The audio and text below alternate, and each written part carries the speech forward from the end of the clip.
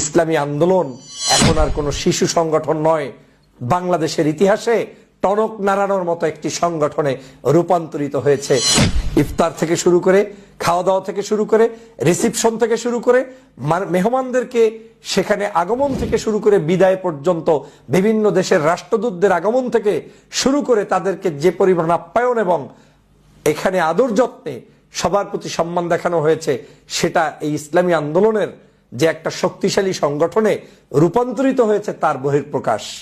অতএব আমি কোনটা রেখে কোনটা বলবো, আজকের মূল সামারি হচ্ছে ইসলামী আন্দোলন এখন আর কোনো শিশু সংগঠন নয়, বাংলাদেশের ইতিহাসে টনক নাড়ানোর মতো একটি সংগঠনে রূপান্তরিত হয়েছে। আমি চরমনাইর পীরের দীর্ঘ হায়াত কামনা করি। ইসলামী আন্দোলনের কার্যক্রমকে হক পথে থেকে ন্যায়ের পক্ষে, দেশের পক্ষে, ওলামাদের ঐক্যের পক্ষে, ইসলামপন্থী নাগরিক এবং দলগুলোর মধ্যে ঐক্য সংহত করার পক্ষে কামিয়াবি সব সময় কামনা করি। সেই উদাত্ত আহ্বান জানিয়ে আজকের যে সুন্দরতম অনুষ্ঠান করেছেন সে কারণে সবার প্রতি আবার ধন্যবাদ জানিয়ে আজকের মতো এখানেই বিদায় নিচ্ছি। আল্লাহ হাফেজ।